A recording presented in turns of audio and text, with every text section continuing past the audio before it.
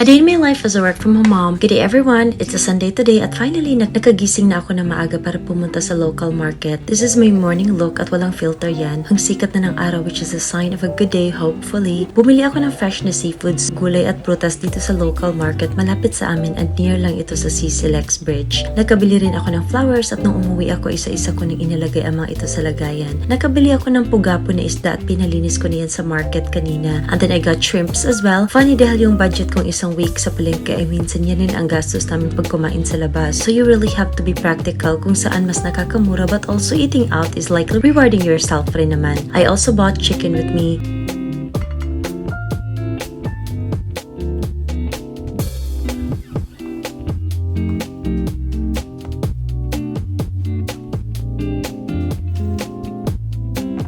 At yung mga aromatics and vegetables na hindi talaga dapat mawawala yan. Mas gusto ko talagang ako ang bumili kaysa mag-order ako ng gulay kasi mas nakakapili ako ng fresh na gulay.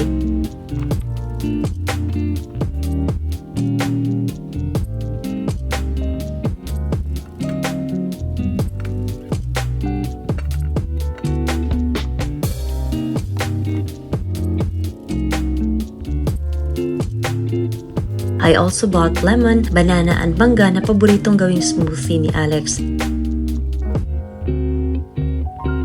At yan lahat ang pinamili ko sa palengke. Maibang karne ng manok at beef naman kami so kakasya na siguro yan for the whole week. At dahil Sunday ngayon, it's a rest day. Hindi dapat ma-stress masyado sa mga gawain sa bahay kasi minsan ginagawa ko na rin naman yan during my work week. At maya-maya nga ay nagluto na ako ng brunch namin. Because I wanted to eat vegetables today, yun ang lulutuin ko ngayon. Nagisa lang ako ng pork hanggang sa mag-golden brown ito kasi ito ang gagawin kong sahog at nagsote na ako ng onion at garlic. And then added gabi. Paborito ko talaga ang gabi kapag veggie soup ang niluluto ko. While naghihintay lang ang mga anak kong si Cookie at Jeff dito dahil mga gutom na daw sila oy. Then I added the veggies at namiss ko rin talaga ang ganitong pagkaluto ng gulay. Yung may sabaw.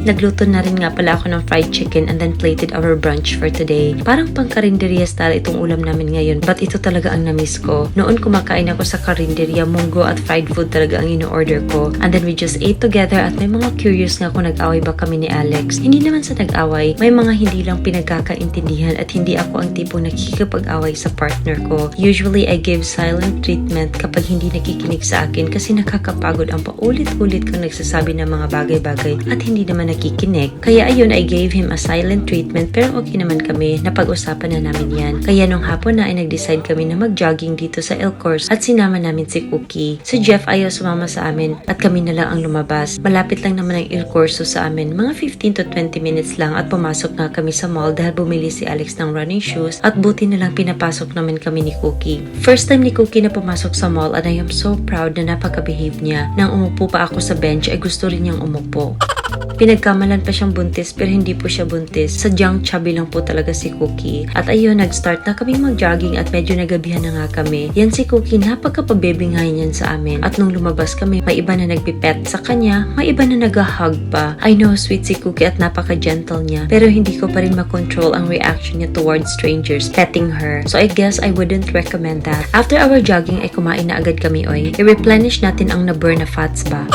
Kumain kami dito sa Ramen Sage and had some fried gyoza and ramen. Namiss ko ang ramen dito dahil napaka-thick ng soup at worth the price naman siya. Waiting lang si Cookie habang kumakain kami and after that, I was craving some dessert so we stopped by sa cafe at nagpalipas din ng oras while listening to a live band and had a glass of cocktail and a slice of Oreo cheesecake. When we arrived home, naglagay na ako ng flowers sa vases at nakalimutan ko itong ilagay kaninang umaga. Nabili ko lang rin ito sa local market kasi mas nakakamura nga dun bumili. I had red roses at itong white flowers na hindi ko alam kung ano ang pangalan. I am so bad with remembering names talaga. Pinatulog ko na ng maaga si Jeff dahil may pasok pa siya bukas and Alex is just watching live games while I'm also busy doing my stuff. It's so comforting to have fresh flowers sa room. And then it's time to freshen up and it's my wash hair day today. I usually wash my hair 3 times a week talaga and then get ready for the night dahil it's still day off and I can still savor a good night's sleep. Paborito ko talaga ang weekend because I get to be a normal person na natutulog buong gabi at gumigising sa umaga. Yes, I know my body clock is erratic, but it is how it is. And thank you so much for watching. Bye!